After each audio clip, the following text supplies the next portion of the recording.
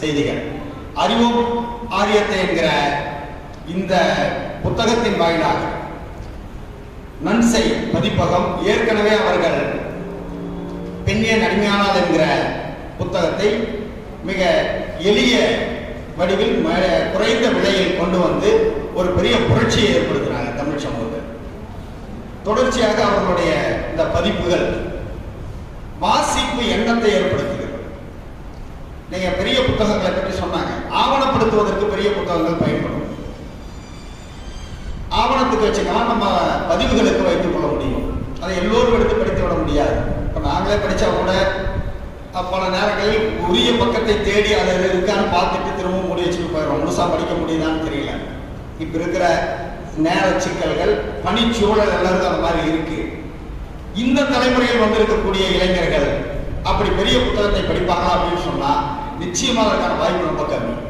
புத்தகத்தை பார்த்தாலே எடுத்து 2 பக்கம் புரட்டணும்னா தூக்கம் வந்துடும், படிக்க மாட்டார்கள். அதுபோல ஆண்ட்ராய்ட்ல வாசிப்பு தன்மை அதிகரிச்சிருக்கு. இன்னைக்கு அந்த வசதி வந்துவிட்ட காரணத்தால் இன்னைக்கு பலரும் வாட்ஸ்அப் மூலமாகவோ அல்லது வேற ஏதாவது ஒரு செயலிகள்ல ஆண்ட்ராய்டு மூலமா இன்னைக்கு அந்த வாசிப்பை பயன்படுத்துகிறார்கள். ஆனாலும் இந்த புத்தகம் வாசிப்பது ஒரு தனிச்சுவையாகவே இருக்கும். புத்தகத்திலிருந்து புரிந்து கொள்வது என்பது ஒரு தனி மகிழ்ச்சியான ஒரு விஷயம்தான். இப்போதும் கூட செய்திகளை அனுப்புகிற போது இன்னைக்கு வரைக்கும் எனக்கு எழுதுவதற்கு தான் வருமே தவிர கணினியில தட்டச்சு பண்றதுக்கு வர்றதில்லை. தம்பிகள் கூட அதையெல்லாம் செய்வாங்க. எழுதுகிறதில் வரக்கூடிய அந்த வேகம், எழுதுகிற போது வருகிற அந்த செய்தியை சொல்ல வருகிற மாதிரி நம்ம யோசிக்கலாம். வாட்ஸ்அப்புக்கு ஆண்ட்ராய்ட்ல டைப் பண்ணா கூட நமக்கு அதை வந்து சேர மாட்டேன். அப்போ ஒரு பழக்கம். அது சிலதெல்லாம் வந்து காலம் மாறுகிற போது அதை கேட்கிற அந்த சூழலுக்கு தக்கபடி எல்லாமே மாறித்தான் ஆகணும். இன்றைக்கு வாசிப்பு தன்மையும் மாறுகிறது. அதனாலதான் நன்சை பதிப்பகம் தொடர்ச்சியாக ஒரு 20 பக்கத்துக்குள்ள பெரும்பாலும் சில செய்திகளை பதிவு பண்ணி கொடுத்துட்டு இருக்காங்க. அதுல இப்ப அந்த சிறுகதை புத்தகம் கூட ஒன்று வந்திருக்கு, ரொம்ப நல்லா இருக்கு. நம்முடைய புதிய குரல் ஓவியா கூட சொல்லுவாங்க, தீட்டு பற்றி அந்த கதையில சொல்லியிருக்காங்க. அதில் கூட அவங்க ஓவியா குறிப்பிடுவார்கள், நாப்கின் விளம்பரம் வரும். நீங்கள் இந்த நாப்கினை பயன்படுத்திட்டு ஓடலாம், பெண்கள் வந்து எங்க வேணாலும் தாண்டி குதிக்கலாம், சைக்கிள் ஓட்டலாம், என்ன வேணாலும் பண்ணலாம். இதெல்லாம் சொல்றீங்களாடா? இந்த நாப்கின் பயன்படுத்தி கொண்டு நீங்கள் கோவிலுக்கு போய் விளக்கேற்றலாம் ஏன்டா சொல்ல மாட்டேங்கிறீங்கன்னு கேட்டாங்க. அங்க இருக்கு பார்ப்பனியம். ஒரு நாப்கின் பாக்கெட்டை பயன்படுத்துகிற நம்ம புள்ள என்ன வேணாலும் பண்ணலாம்னு விளம்பரப்படுத்தலாம். உங்களுக்கு தடை இல்லை, இது சிரமம் இல்லை, இது ரொம்ப வசதியா இருக்கு, இந்த நாப்கின் பாக்கெட்டை நீங்க பயன்படுத்துங்கன்னு சொல்ல. ஆனால் அப்படி சொல்லுகிறவர்கள் சபரிமலை கோயிலுக்கு போகலாம், ஒன்றும் பிரச்சனை இல்லை, அந்த நாப்கின் பாக்கெட் போட்டு நீங்க போய்க்கலாம், பயன்படுத்திக்கலாமா சொல்றாங்களான்னு கேட்டா சொல்றது. அதற்குள் ஒளிந்திருக்கிறது பார்ப்பனியம். இந்த பார்ப்பனியத்தை இது ஒரு பெரிய வரலாற்று செய்தி. நம்ம 1/2 மணி நேரத்தில் பேசுகிற செய்தி இல்லை, 1/4 மணி நேரம் தான் இருக்கு பார்ப்பனியம் குறித்து, பார்ப்பனியத்தினுடைய சிக்கல்கள் குறித்து. ஆனால் இவர் பார்ப்பனியத்தை ஒரு 15 பக்கத்திற்குள் தோழர் அடக்கி இருக்கிறார் சரவண பெருமாள். அடக்கி இருப்பது மட்டுமல்ல, இந்த மக்சிம் கார்கி எழுதிய தாய் நாவல்ல அந்த தாய்ங்கிற அந்த அம்மா, அந்த கதாநாயகன், அந்த நாவலுடைய நாயகன், அவன் போராட்ட களத்தில் இருப்பான். தொழிற்சாலைகளுக்குள் போராட்ட செய்தியை கொண்டு போய் சேர்க்கணும். நோட்டீஸ் இந்த மாதிரி அடிச்ச துண்டறிக்கைகளை தொழிற்சாலைக்குள் இருக்கக்கூடியவர்களுக்கு சேர்க்கணும். எப்படி கொண்டு போய் சேர்ப்பது? நிறைய தடை இருக்கும், சோதனை பண்ணுவாங்க, போலீஸ் இருக்கும், காவலர்கள் தடுப்பாங்க. இது எப்படி சேர்க்கிறதுன்னு அவங்க அம்மா தொழிற்சாலைக்குள்ள இருக்கக்கூடிய தொழிலாளர்களுக்கு நம்ம இந்த போண்டா வடையெல்லாம் கொண்டு வர மாதிரி அங்க இருக்கக்கூடிய ஒரு உணவு பண்டத்தை கொண்டு போய் கொடுக்க வேலையை அவங்க செய்வாங்க. அந்த அம்மா அதற்கு காகிதத்தில் மடிச்சு கொடுப்பாங்க. இந்த துண்டறிக்கைகள் அந்த காகிதமா பயன்படும் உள்ள போய். அப்படி அந்த அம்மா பணியாற்றி இருப்பாங்க.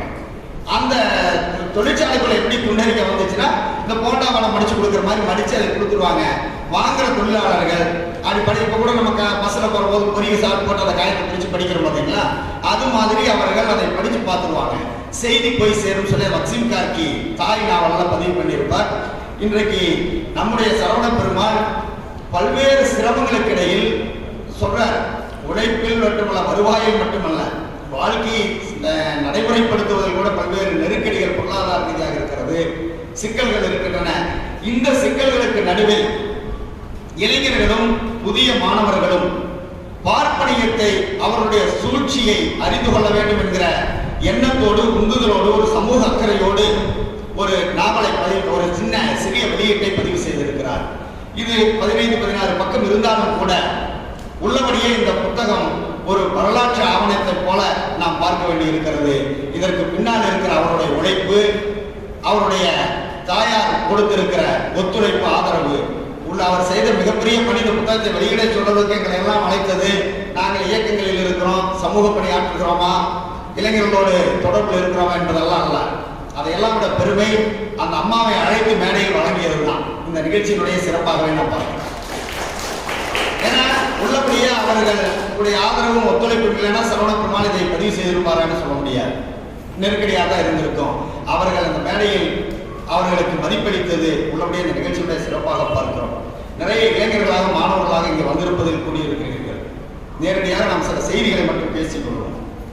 கல்வியை பற்றி தான் இது பெரும்பாலும் பெரிதும் இந்த புத்தகத்தினுடைய முழுமையும் கல்வியை பற்றி தான் பேசுது. மெக்காலா கல்வியில தொடங்கி அதற்கு முன்னால் வேதகால கல்வியை பற்றி பேசிவிட்டு மெக்காலா கல்வியில் இருந்து பேசி இன்றைக்கு நேஷனல் எஜுகேஷன் பாலிசி 2019 என்று சொல்லுகிற தேசிய கல்விக் கொள்கை 2019 கூட அம்பலப்படுத்தி இருக்கிற புத்தகமாக இந்த புத்தகம் இருக்கிறது. தோழர் சரவண பெருமாள் அனைத்தையும் வாசித்து இருக்கிறார். 2 நாட்களுக்கு முன்னால் தோழர் பாண்டியனும் சரவண பெருமாள் அவர்களும் ஒரு பயணத்தின் வழியில் சந்தித்த போது நான் எதேச்சியாக அவரிடத்தில் பேசினேன். பொதுவாக எல்லோரிடம் சொல்லுகிற செய்தி தான் பேசுகிற போது சொன்னேன், தமிழ்நாட்டில் தந்தை பெரியாரை பற்றி நாம் பேசுகிறோம், தந்தை பெரியாருடைய சுயமரியாதை இயக்கத்தை பற்றி பேசுகிறோம், திராவிட இயக்கங்களுடைய வரலாற்றை பற்றி பேசுகிறோம். தமிழ்நாட்டினுடைய அரசியல் என்பது திராவிட இயக்க அரசியலாகத்தான் இருக்கிறது. பலரும் கார்ல் மார்க்ஸை பற்றி, பொதுவுடைமை சித்தாந்தத்தினுடைய தலைவர் கார்ல் மார்க்ஸை பற்றி ஒடுக்குமுறைகளை ஆய்வுக்குட்படுத்தி இந்த இந்திய சமூகத்தில், குறிப்பாக இந்து சனாதன தர்மத்தில் சாதிய வர்ணாசிரம ஒடுக்குமுறைகள் எப்படி இருக்கின்றன என்பதையெல்லாம் ஆராய்ச்சியின் மூலமாக ஆய்வுக்குட்படுத்தி அதையெல்லாம் ஆவணப்படுத்திவிட்டு சென்றிருக்கிற புரட்சியாளர் அம்பேத்கர் அவர்களை பற்றி தமிழ்நாட்டிற்குள் நாம் இன்றைக்கு பேசுகிறோம் என்று சொன்னால், தமிழ்நாட்டினுடைய மார்க்ஸாகவும் தமிழ்நாட்டினுடைய அம்பேத்கராகவும் தந்தை பெரியார் இங்கே இருந்தார் என்பதுதான் இருக்கிறார் இன்றைக்கு வரைக்கும். நான் பல பேர் இடத்தில் கூட சொன்னேன், அம்பேத்கரையும் பெரியாரையும் மோத விடுகிற சில வேலையெல்லாம் சில பேர் செஞ்சுட்டு இருப்பாங்க. பெரியாரிஸ்டுகள்லாம் இப்படி அம்பேத்கர் படத்தை வச்சிருப்பான், அம்பேத்கரையும் பேசுவான், பெரியாரை விமர்சிப்பான், பெரியாரிஸ்டுகளை விமர்சிப்பான். நான் மட்டும் கூட சொல்லுவேன், பேசுகிற போது கூட்டத்தில் கூட சொன்னது உண்டு, நான் ஏன் அம்பேத்கரை பேச போறேன், நான் அம்பேத்கரை பேச வேண்டிய தேவை எனக்கு ஏன்னு கேட்டால், தந்தை பெரியாரை பேசினாலே பெரியாருக்குள் நீளம் இருக்கிறது, புரட்சியாளர் அம்பேத்கர் இருக்கிறார். தந்தை பெரியாரை பேசினாலே பெரியாருக்குள் சிவப்பு இருக்கிறது, காரணம் மார்க்ஸ் இருக்கிறார். பெரியார்னா வெறும் பெரியார் என்பது கடவுள் மறுப்புக்கான ஒரு குறியீடு மட்டுமல்ல, அதை மட்டும் பேசியவர் அல்ல பெரியார். அது அவருக்கான தேவையாகவும் இருந்ததில்லை. நீண்ட காலத்திற்கு பிறகுதான் பெரியார் பேசுகிறார்.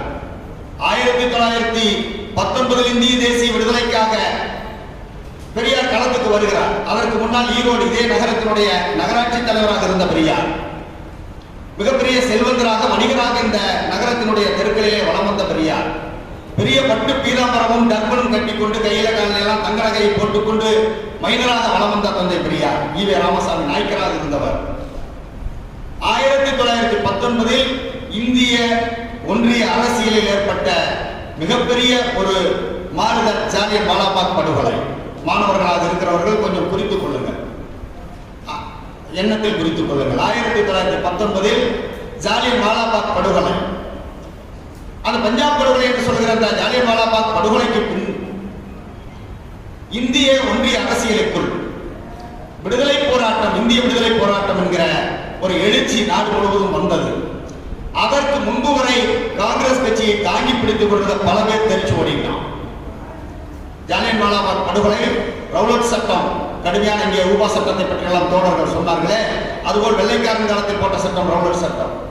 ரவுலட் சட்டத்தை போட்டு விடுதலை போராட்டத்தில் ஈடுபடுகிறவர்கள், சமூக செயல்பாட்டாளர்களை எல்லாம் அரசாங்கம் ஒடுக்கிய போது அப்போது நடந்த அந்த பஞ்சாப் படுகொலை, அதற்கு பிறகு பல பேர் இந்த கட்டத்திலிருந்து வெளியேறுகிற போதுதான் ஈரோடு நகரமன்றத்தினுடைய தலைவராக, அரசினுடைய சிறப்பு விருதை பெறுகிற தலைவராக, மக்களுக்கு பணியாற்றுவதில் தகுதி வாய்ந்த தலைவராக இருந்த ஈரோடு வெங்கடப்ப நாயக்கருடைய மகன் ராமசாமி முதல் முறையாக இந்தியாவில் குழாய்கள் வழியாக குடிநீரை அறிமுகப்படுத்திய நகரம் ஈரோடு.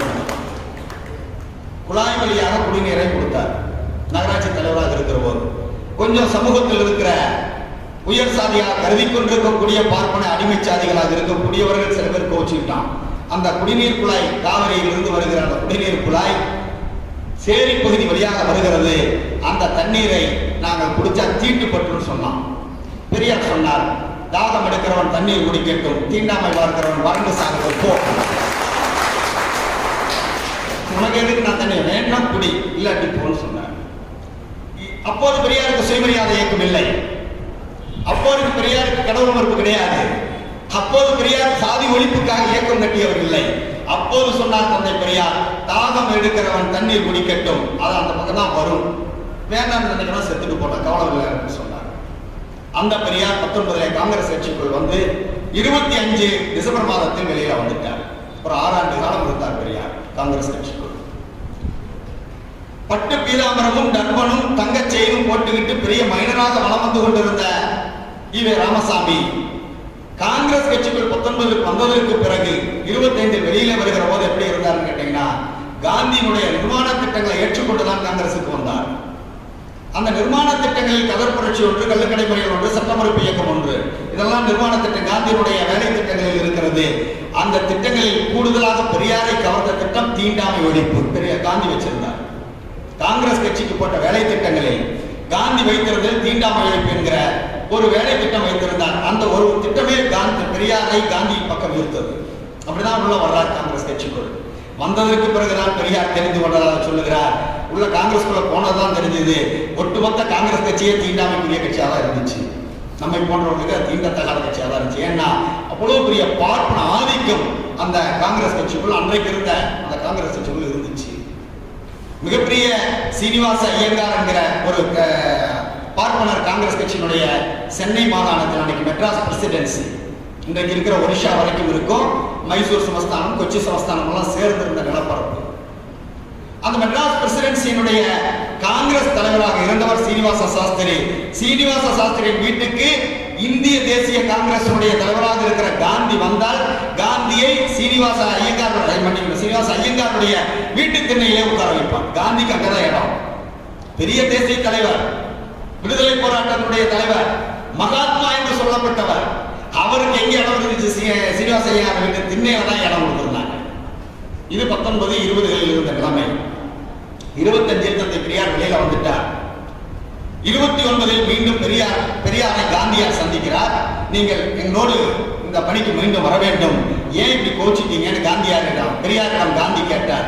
ஐயோ, ரொம்ப பாப்பானோட தொல்லை அதிகமா இருக்குங்க காங்கிரஸ் கட்சிக்குள்ள, நீங்க தீண்டாமை ஒழிப்பு போட்டீங்க, நான் வந்தேன், ஆனா உள்ளுக்குற எல்லா பையனும் மோசமா இருக்கான், பாப்பார பையன்லாம், அவ்வளவு ஒருத்தருக்கு ஜாதி வெறி பிடிச்சிருக்கிறானே. பெரியார் சொன்னார். காந்தி கேட்டார், என்னங்க எப்படி சொல்றீங்க? ஒரு பாப்பா கூட நல்லவன் இல்லைன்னு நினைக்கிறீங்க? இல்லைங்க, ஒருத்தருமே எனக்கு தெரியல. ஏங்க, நம்ம கோபாலகிருஷ்ண கோகலை எவ்வளவு நல்லா பார்க்கணும், ரொம்ப உயர்வாக ஜாதி வித்தியாசமா பார்க்கறது இல்லைங்க, அவருமா உங்க கண்ணுக்கு தெரியலன்னா. பெரியார் ரொம்ப பெருமையா சொன்னார், நீங்க எவ்வளவு பெரிய மகாத்மா, உங்க கண்ணுக்கு ஒத்த பாப்பா தான் தெரியுது, சாதாரண ஆளு, எல்லா பையனுமே எனக்கு அப்படிதாங்க தெரியுறான்னு பெரியார். உங்க கண்ணுக்கு ஒரு பாப்பா தான் நல்லவனா தெரியுறான்.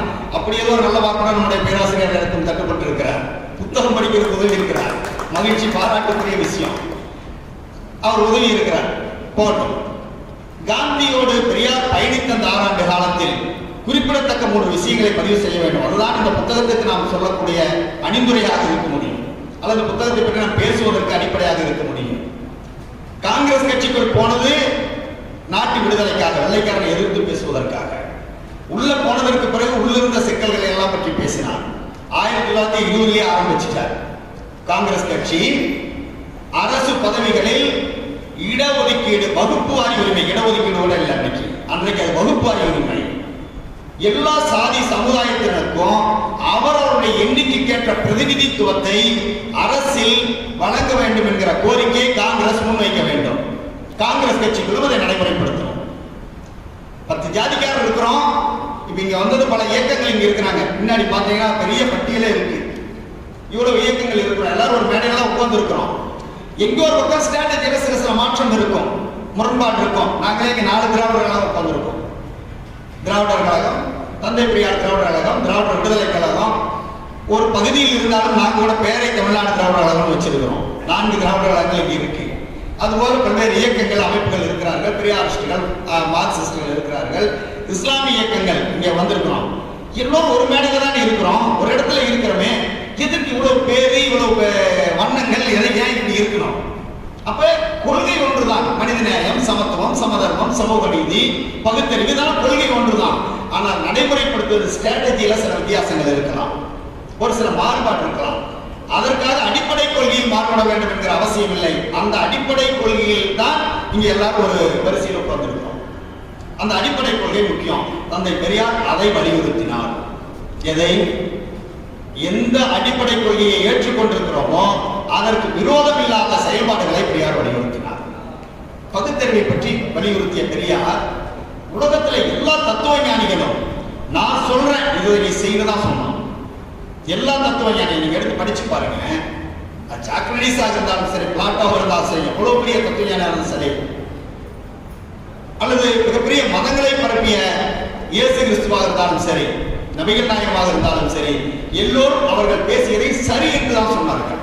நாங்களும் சொல்றோம் இதுதான் கடவுளின் கட்டளை அல்லது ஆண்டவன் கட்டளை, இப்படி ஏதாவது ஒரு வகையில் அவர்கள் அதை உறுதிப்படுத்தினார்கள். தந்தை பெரியார் மட்டும்தான், மாணவர்களை கவனியுங்கள், பெரியார் மட்டும்தான் சொன்னார், நான் பேசுவதை நீங்கள் நம்பாதீர்கள். என்னுடைய கருத்தை நான் ஏதோ பெரிய லேபரட்டரியில வச்சு ஆய்வுக்கு உட்படுத்தி இந்த கருத்து இவ்வளவு சரியா தப்பா அதெல்லாம் பார்த்துட்டு நான் பேசுறேன். அதை வைத்துக் கொண்டு நான் உங்களிடத்தில் பேச வரவில்லை. நான் பேச வந்திருப்பது இந்த எனக்கு எதிரிலே இருக்கிற இந்த சமூகத்தை நான் பார்க்கிறேன். என்னுடைய அறிவுக்கு எட்டிய வகை இந்த சமூகத்தை நான் கவனிக்கிறேன். இந்த சமூகத்தின் மீது எனக்கு என்ன தோன்றுகிறதோ அந்த கருத்தை நான் உங்களிடத்தில் பேசுகிறேன். நீங்கள் இந்த கருத்தை எல்லாம் எடுத்துக்கொண்டு உங்களுடைய அறிவை செலுத்தி நீங்கள் ஆராய்ச்சி பண்ணி பார்த்துங்க. உங்களுக்கு இதெல்லாம் சரின்னு படுறதா நீங்க அதை எடுத்துக்கங்க. தப்புன்னு பண்றதுக்கு ஓரத்தப்பட்டு போயிட்டே இருப்பாங்க. நான் சொல்லிட்டேன், நீங்க ஏற்றுதான் ஆகணும், இதுக்கு மேல வேற மாற்று தத்துவம் கிடையாது. சாதி வெறுப்பு சுயமரியாதை திருமணங்களை பெரியார் அறிவித்தார், நடத்தினார், தன்னுடைய செயல் வீரர்களை அந்த செயல்பாட்டுக்குள் நிறுத்தினார், சொன்னபடி செய்தார் பெரியார். அந்த சாதி வெறுப்பு திருமணங்களை நடத்துகிற போதே பெரியார் சொன்னார், கல்யாணங்கிறதே ஒரு கிரிமினல் குற்றம் எதிர்காலத்தில் அறிவிக்கப்பட வேண்டும், அது பெண்ணை சிறைப்படுத்துகிறது என்று அந்த அதற்குள்ள பெண்ணியத்தை பேசினார் பெரியார். எதிர்காலத்தில் கல்யாணங்கிறது கிரிமினல் குற்றமா இருக்கும். நான் இன்றைக்கு பேசுகிற இந்த புரட்சிகர கருத்துகள், இந்த சீர்திருத்த கருத்துகள் எல்லாம் ஒரு 100 ஆண்டுகளுக்கு வருகிறவன் சொல்லுவான், என்ன இதை போய் பெரிய விஷயம் தான் பேசிட்டு இருக்கிறானே, என்னை பேச வேண்டும், அதுதான் மாறுதல் என்று சொன்னவர் பெரியார். இன்னைக்கு சில பேர் பேசிய கருத்துக்களை பின்னால் மறுத்து பேசினாலே கோவிச்சுக்கிறோம். இது எப்படியே போச்சு, நீங்க இப்படி சொல்லலாம், உடனடியாக சங்கடப்பட்டுக்கிறோம். ஆனால் பெரியார் சொன்னார், எனக்கு பின்னால் வருகிறவன் என்னுடைய கருத்தை மறுத்து பேச வேண்டும் என்று பெரியார் பேசினார். அந்த அளவுக்கு இந்த சமூகம் வளரும் என்று சொன்னார். அந்த பெரியார் தான் காங்கிரஸ் கட்சிக்குள்ளே நுழைந்ததற்கு பிறகு அங்கே பார்த்தார், கதப்புரட்சியை மட்டும் பேசிக் கொண்டிருக்கவில்லை, தீண்டாமை சிக்கல்களை பற்றி பேசினார். தீண்டாமை சிக்கல்களில் 2 வரலாற்று செய்திகளை நான் உங்களுக்கு சொல்லிவிட வேண்டும். ஒன்று, சேரன் மாதேவி குருகுல சிக்கல், அதாவது கல்வியை பற்றி பேசுகிற புத்தகம். அந்த புத்தகம் விடுதலை போராட்டத்தின் போது தேசிய உணர்ச்சியை இளைஞர்களுக்கு, மாணவர்களுக்கு விடுதலை உணர்ச்சியை கற்றுத்தர வேண்டும் என்று சொல்லி காங்கிரஸ் கட்சி, அன்றைக்கு விடுதலைக்கு போராடி கொண்டிருந்த காங்கிரஸ் கட்சி, அவர்கள் நிதி கொடுத்து நாடு முழுவதும் இருக்கக்கூடிய இடங்களில் பள்ளிக்கூடங்களை நடத்தினார்கள். எதுக்கு? மாணவர்களை, இளைஞர்களை, சின்ன பிள்ளைகளை பிடிச்சு கொண்டு வந்து அந்த பள்ளிக்கூடத்தில் வச்சு அவனுக்கு அடிமைத்தனத்தை பற்றி சொல்லித் தரணும், விடுதலை வேட்கையை உணர்த்தணும், ஊட்டணும், அவனை விடுதலை போராட்டக்காரர்களாக மாற்ற வேண்டும் என்பதற்காக பள்ளிக்கூடங்களை காங்கிரஸ் கட்சி நடத்துச்சு. தமிழ்நாடு காங்கிரஸ் கட்சி அன்றைக்கு சேரன் மாதேவி, திருநெல்வேலிக்கு பக்கத்தில் இருக்கிற சேரன் மாதேவி என்கிற இடத்தில் ஒரு குருகுலத்தை நடத்தியது. அன்றைக்கு குருகுலம் தான், பள்ளிக்கூடம் இல்லை. பள்ளிக்கூடங்களை மெக்காலை கொண்டு வந்துட்டான், எல்லோருக்குமான கல்வியாக வந்தது அங்கங்க இருந்துட்டு இருந்துச்சு. இந்த குருகுல கல்வியில் தேசிய கல்வியை கற்றுத்தர வேண்டும் என்று இவர்கள் விரும்பினார்கள், காங்கிரஸ் கட்சி. அந்த குருகுல கல்வியை படிப்பதற்கு எல்லா தேசபக்தர்களும் கொண்டு போய் குழந்தைய சேர்த்தினான். அப்படி சேர்த்தியவர்கள் சாதாரணமானவர்களாம் சேர்த்துல, பெரிய பெரிய ஆட்கள் சேர்த்தினார்கள். இன்றைக்கு சென்னைக்கு போனீங்கன்னா கலைஞர் கட்ட தலைமைச் செயலகம் இருக்கும், ராஜாஜி ஹால், யாராவது பெரிய தலைவர்கள் இறந்து போன வைக்கிற ராஜாஜி ஹால் இருக்கும், சட்டமன்ற உறுப்பினர்கள் விடுதி எல்லாம் இருக்கு. அந்த ஒட்டுமொத்த அந்த நிலப்பரப்பு அரசினர் தோட்டம், கவர்மெண்ட் எஸ்டேட். அந்த அரசினர் தோட்டத்துக்கு பெயர் ஓமந்தூரார் அரசினர் தோட்டம். யார் அந்த ஓமந்தூரார்? விடுதலைக்கு முன்னாலும் விடுதலைக்கு பின்னுமாக ஒரு 4-5 ஆண்டு காலம் மெட்ராஸ் பிரசிடென்சியினுடைய முதலமைச்சராக இருந்தவர் ஓமந்தூர் ராமசாமி ரெட்டியார். அவருடைய பெயரில் அந்த தோட்டம் இருக்கிற கவர்மெண்ட் எஸ்டேட். அந்த ஓமந்தூர் ராமசாமி ரெட்டியாருடைய பையன் இந்த குருகுலத்தில் படித்தான். என் பையன்லாம் இல்லை, சாதாரண நம்ம வீட்டு குழந்தைகள்லாம் இல்லை. இந்த நாட்டினுடைய முதலமைச்சராக பிற்காலத்திலே வந்த ஓமந்தூர் ராமசாமி ரெட்டியருடைய பையன் சேரன்மாதேவி குருகுலத்தில் படித்தான். அவர் ஒரு நாள் வீட்டுக்கு வந்து அவங்க அப்பாட்ட சொன்னான், நைனா குருகுலத்தில் ஒரே சிக்கல் நைனா, ஐயர் பசங்களுக்கெல்லாம் தனியாக சோறு போடுறாங்க, எங்களுக்கெல்லாம் பழைய சோறு கொடுக்குறாங்க, என்ன பண்ணுறதுன்னா ரொம்ப சங்கடமாக இருக்குது, அவங்களுக்கெல்லாம் சாப்பிட்ற இடம் நல்ல இடமா இருக்குது, எங்களுக்கு மோசமாக இருக்குது, சோறும் வேறையாக இருக்குது, எங்களை மாதிரி ரொம்ப கஷ்டப்படுத்துகிறாங்கன்னு சொன்னாங்க. இந்த நாட்டினுடைய முதலமைச்சராக பிற்காலத்திலே வந்த ஒரு மிகப்பெரிய தலைவருடைய பையன். அப்போ காங்கிரஸ் கட்சிக்குள் பெரியார் இருக்கிறார். ஓமந்தூர் ராமசாமி ரெட்டியார் சொன்னாரு, அதை பெரியாரே பின்னாடி பதிவு பண்றார். ரெட்டியாருடைய பையன் வந்து சொன்ன போது ரெட்டியார் சொல்லி அனுப்பிச்சாரா, அப்படின்னா போய் பெத்தனைட்ட போய் சொல்லு, பெரியப்பாட்ட போய் சொல்லுன்னு சொல்லி அனுப்பிச்சுடுறாரு. ஈவே ராமசாமி நாயக்கர் காங்கிரஸ் கட்சியுடைய பொதுச் செயலாளராக இருந்த ஈவே ராவிடத்துல வந்து அந்த ஓமந்தூர் ராமசாமி ரெட்டியினுடைய பையன் வந்து சொல்றாரு, இந்த மாதிரி குருகுலத்திற்குள்ள ஐயர் பசங்களுக்கு தனி சோறு போடுறாங்க, எங்களுக்கு தனி சோறு போடுறாங்க, அவங்கள தனியாக கவனிக்கிறாங்க, எங்களை தனியாக கவனிக்கிறாங்க, பாகுபாடா இருக்கு. பெரியார் கொதித்தார். அது நாட்டு விடுதலைன்னு சொல்றீங்க, ஒற்றுமையை பற்றி பேசணும், தேசத்தை பற்றி கற்றுத்தருவதற்காக இருக்கிற குருகுலத்திற்குள் இந்த சாதிய வேறுபாடா? காங்கிரஸ் கட்சி தீண்டாமையை ஒழிக்கும் என்று சொல்கிறார்களே, காங்கிரஸ் கட்சி நடத்துகிற குருகுலத்திற்குள் தீண்டாமையா? பெரியார் கொதித்தெழுந்தார். அதற்கு முன்பாகவே காந்தி எழுதிய ஒரு புத்தகத்தில் காந்தி சொன்னார், எங்கெல்லாம் தாழ்த்தப்பட்ட மக்களுக்கு, அன்றைக்கு தாழ்த்தப்பட்ட மக்கள் பேர் இல்லை, தாழ்த்தப்பட்ட மக்களுக்கு, பட்டியலின மக்களுக்கு, சாதியால் ஒடுக்கப்பட்ட மக்களுக்கு எங்கெல்லாம் பொது நீர்நிலைகளில், ஏரி குளத்துல தண்ணி மோக்க முடியாது, கிணத்துல தண்ணி மோக்க முடியாது, ஆத்துல ஒரு இடத்துல குளிக்க முடியாது, இதே காவிரி ஆற்றுல பல படித்துறைகள் இருந்திருக்கும். இந்த நிலைமை நீடிச்சிருந்த மண்ணில் அதை காந்தி பதிவு பண்றார். எங்கெல்லாம் தாழ்த்தப்பட்ட மக்களுக்கு நீர்நிலைகள், பொது நீர்நிலைகள் அனுமதிக்கப்படவில்லையோ அங்கெல்லாம் காங்கிரஸ் கட்சியினுடைய செலவிலே தனிக்கிணறு வெட்டி தரப்படும் காந்தி சொன்னார். நாடு முழுவதும் வெட்டினான். காங்கிரஸ் கட்சிக்கு இங்க செயலாளர், பொதுச் செயலாளராக பெரியார் இருந்த காலத்தில் காங்கிரஸ் கட்சி இங்க பணத்தை கொடுத்துச்சு பெரியார் கிட்ட. உங்க தமிழ்நாட்டுக்குள்ளார எங்காவது தாழ்த்தப்பட்ட மக்களுக்கு பொது நீர்நிலை இல்ல, கிணறு இல்லைன்னா நீங்க கிணறு வெட்டி கொடுங்கன்னு சொன்னார். பெரியார் திருப்பி எழுதினார், காந்திக்கு எழுதினார், தாழ்த்தப்பட்ட மக்களுக்கு பொது நீர்நிலைகளில் உரிமை மறுக்கப்படுமானால் அந்த உரிமையை போராடி பெறுவதுதான் காங்கிரஸ் வேலையாக இருக்க வேண்டுமே தவிர அவர்களுக்கு தனி கிணறு வெட்டி தருவது காங்கிரஸ் வேலை கிடையாது. அது தீண்டாமையை பலப்படுத்தும். நீங்கள் தீண்டாமையை ஒழிக்க முடியாது. ஒருவேளை பொது கிணற்றிலே தண்ணீர் எடுத்து குடிப்பதற்கு உரிமை இல்லாமல் ஒருவன் வாடுவான் என்று சொன்னால் அவன் தனி கிணற்றிலே தண்ணீர் கொடுத்து உயிர் வாழ வேண்டாம், பொது கிணத்திற்காக போராடி தாகத்தில் செத்து போகட்டும் சொன்னார்கள். இந்த கூறுகளோடு தான் தந்தை பெரியார் சாதி ஒழிப்பை பார்த்தார். பெரியாருடைய சாதி ஒழிப்பு இன்றைக்கு கூட நான் சொன்ன மாதிரி ஸ்ட்ராட்டஜியில பல பேருடைய நடைமுறையில் தந்தை பெரியார் பேசிய ஜாதி ஒழிப்பு என்பது பிற்படுத்தப்பட்ட மக்களுக்கானது, மேல்தட்டு மக்களுக்கானது தூண்டி விடுறான். அம்பேத்கர் படத்தை வச்சுக்கிட்டு பேசுறவங்க இருக்கான். தாழ்த்தப்பட்ட மக்களுக்கு என்ன செஞ்சார் பெரியார் கேட்டார். இதை சொன்னார், வல்லனும் பறையனும் பொது கிணற்றிலே தண்ணீர் எடுப்பதற்கு தடை இருக்கும் என்று சொன்னால் அவன் அந்த பொது கிணற்றை கைப்பற்றுவதற்கு போராட வேண்டுமே தவிர தனி கிணற்றிலே தண்ணீர் கொடுத்து குடித்து உயிர் வாழக்கூடாது, தேவையில்லாதவர்கள் அவன் செத்து போயிடலாம் சொன்னார். இது பெரியாருடைய ஸ்ட்ராட்டஜி, இதுதான் பெரியாருடைய பாலிசி. ஜாதி ஒழிப்புங்கிறது இப்படிதான் பெரியாருடைய ஜாதி ஒழிப்பு நீட்சி தொடருது. அந்த பெரியார் சேரன்மாதேவி குருகுலத்திற்கு சொன்னார், கடிதம் எழுதினார். அன்றைக்கு குருகுலத்தை நடத்தி கொண்டிருந்தவர் வாவே சுப்பிரமணிய ஐயர். கடிதம் எழுதினார், என்ன நினைச்சிட்டு இருக்க, காங்கிரஸ் கட்சி தேசாபிமானத்தை வளர்த்துவதற்கு, தேசபக்தியை வளர்த்ததற்கு ஒரு நடத்துகிற ஒரு கல்வி கூடத்திற்குள் நீ ஜாதி பாப்பையா, உனக்கு காங்கிரஸ் கட்சி பணம் தராது அறிவித்தார். சேரன்மாதேவி குருகுலத்துக்கு எதிராக பெரிய போராட்டத்தை கட்டினார். பக்கத்தில் இருக்கிற வைக்கத்தில் தாழ்த்தப்பட்ட மக்கள் நடக்கக்கூடாது, தெருவிலே நடக்கக்கூடாது என்கிற ஒரு நிலைமை இருந்தது. அந்த பிரச்சனையை பெரியார் கையில எடுத்தார். ஏண்டா நடக்கக்கூடாதுன்னு கேட்டார். உள்ளே இருக்கிற கோவிலே இருக்கக்கூடிய வைக்கத்தப்பன் தீட்டுப்பட்டு விடுவான், இந்த மக்கள் கோவில் வழியாக நடந்தால் சொன்னார். பெரியார் ரொம்ப எளிமையா கேட்டார், நாய் போகிறது, நரி போகிறது, காக்காய் குருவி போகிற தெருக்களில் மக்களில் ஒரு பிரிவினர் போனால் இந்த கடவுள் தீட்டுப்படுவான் என்று சொன்னால் அந்த கடவுளை தூக்கி கொண்டு போட்டு துணிது வைத்தால் என்ன? பெரியார் கேட்டார். இதான் பெரியாருடைய கடவுள் மறுப்பு. புரட்சியாளர் அம்பேத்கர் அப்படியே அந்த திரும்பி பார்த்தீங்கன்னா தெரியும். மகர்குல போராட்டம், என்ன சவுகார் குல போராட்டம்.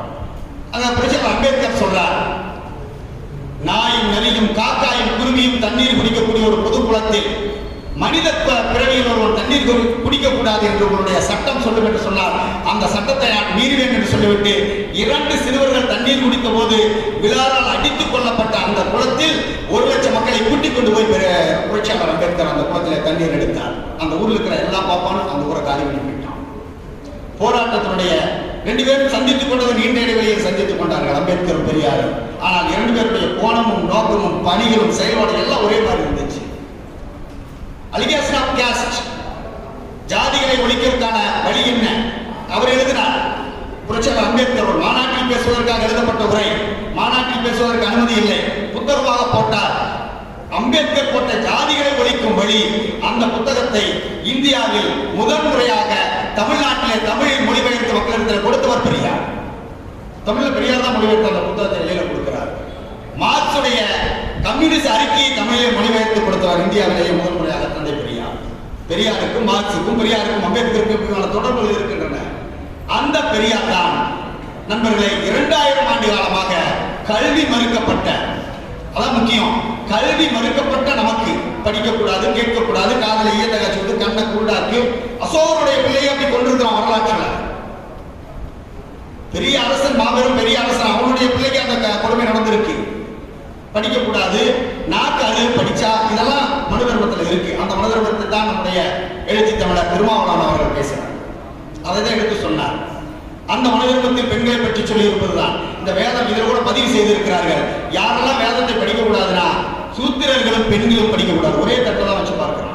பெண்கள் படிக்கக்கூடாது. அதனால தான் நமக்கு இத்தனை நாள் கல்வி இல்லை. பெண்கள் படிக்கக்கூடாது என்று இருந்தது. பெண்களுக்கான வாழ்வுரிமை மறுக்கப்பட்டிருந்தது. என்னவெல்லாம் தாழ்த்தப்பட்ட மக்களுக்கு இருந்ததோ அதே சிக்கல்கள் பெண்களுக்கு இருந்தது. இந்த சனாதன தர்மம், இந்த வர்ணாசிரம தர்மம் நிலைநிறுத்தப்பட்டிருக்கக்கூடிய ஒரு மதத்தை, அதனுடைய ஆணிவேராக இருக்கக்கூடிய பார்ப்பனியத்தை புத்தருக்கு பிறகு அந்த ஆணிவேரை அசைத்து பார்த்த, சரியான முறையில் எதிரி அடையாளம் காட்டிய தலைவர்கள் இந்திய ஒன்றியத்துக்குள் 2 பேர். ஒருவர் புரட்சியாளர் அம்பேத்கர், இன்னொருவர் தந்தை. 2 பேர் தான் எதிரியை அடையாளம் காட்டிய தலைவர்கள். 2 தலைவர்கள் 2 துருவமாக நின்று ஒரே நோக்கில் பயணித்தார்கள். தண்டவாளத்தினுடைய ரயில் போற தண்டவாளத்தினுடைய 2 பக்கம் இருக்கக்கூடிய அந்த தண்டவாளங்கள் இருக்கிறார். அதை போல பெரியாரும் அம்பேத்கரும் இந்த மண்ணில் சமூக நீதிக்கான புரட்சியை நடத்தினார்கள்.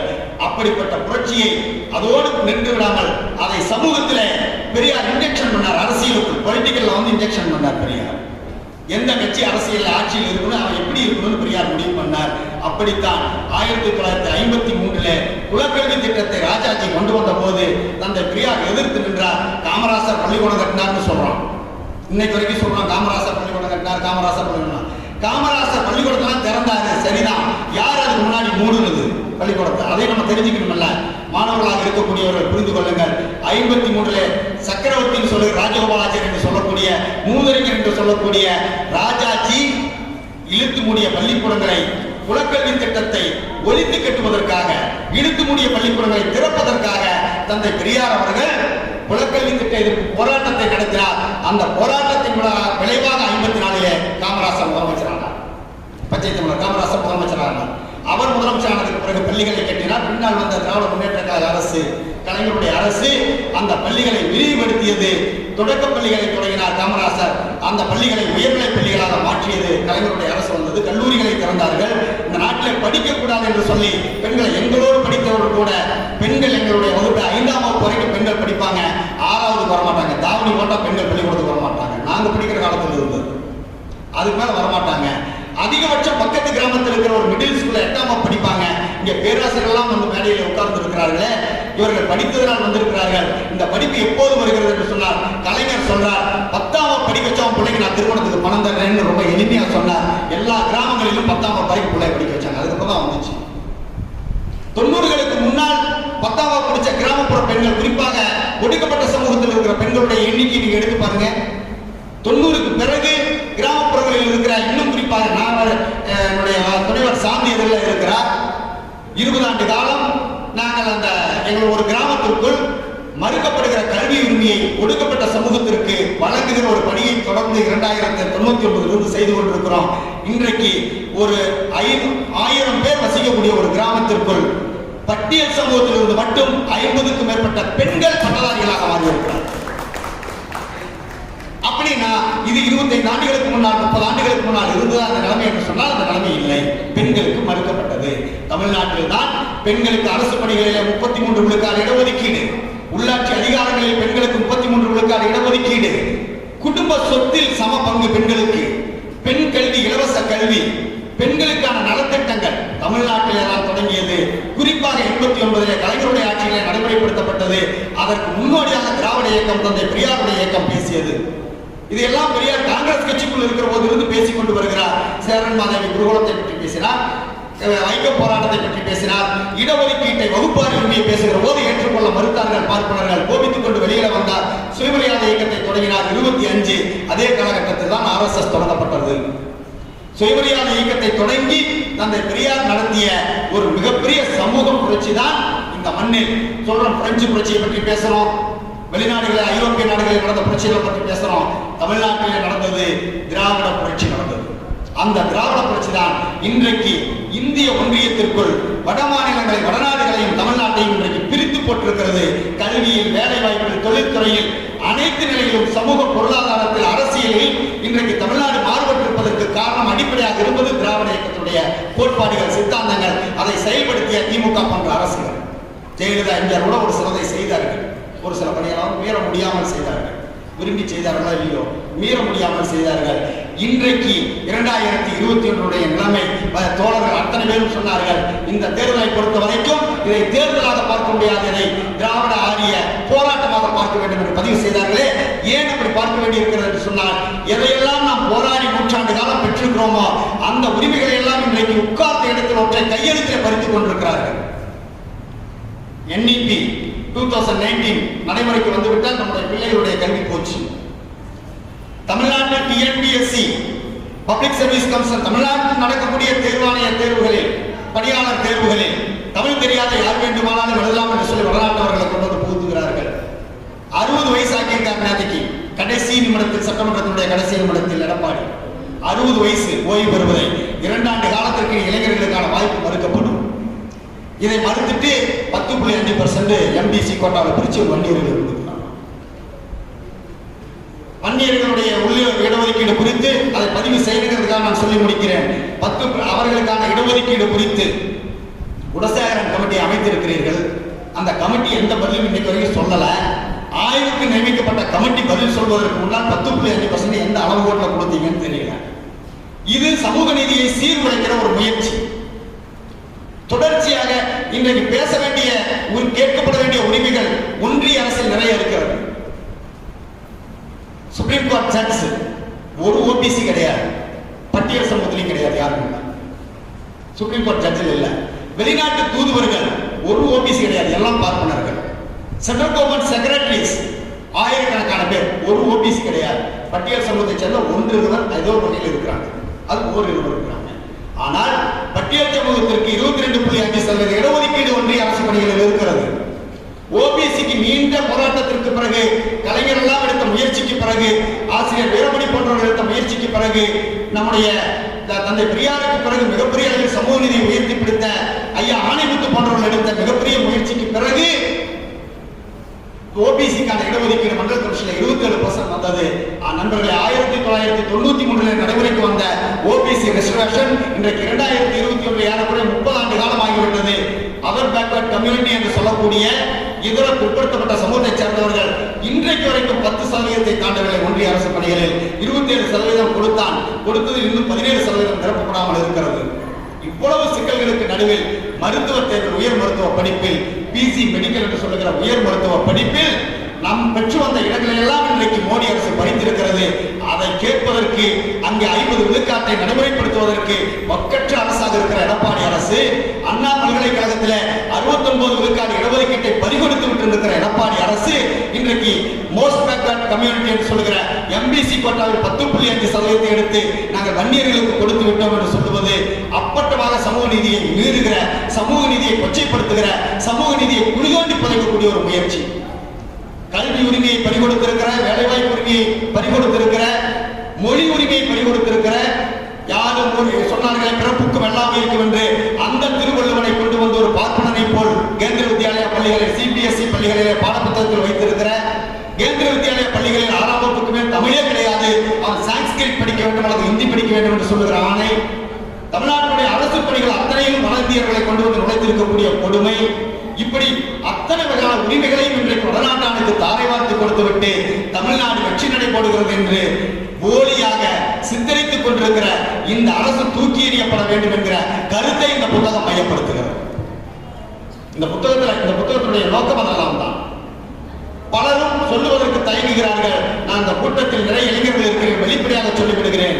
ஒன்றை தூக்கி எறிவது என்று முடிவு செய்துவிட்டால் அந்த இடத்தில் யாரை உட்கார வைப்பது என்கிற கேள்வி இருக்கிறது. வந்திருக்கிற அத்தனை பேரும் திராவிட முன்னேற்ற கழகத்திற்கு நீங்கள் ஆதரவு தர வேண்டும்.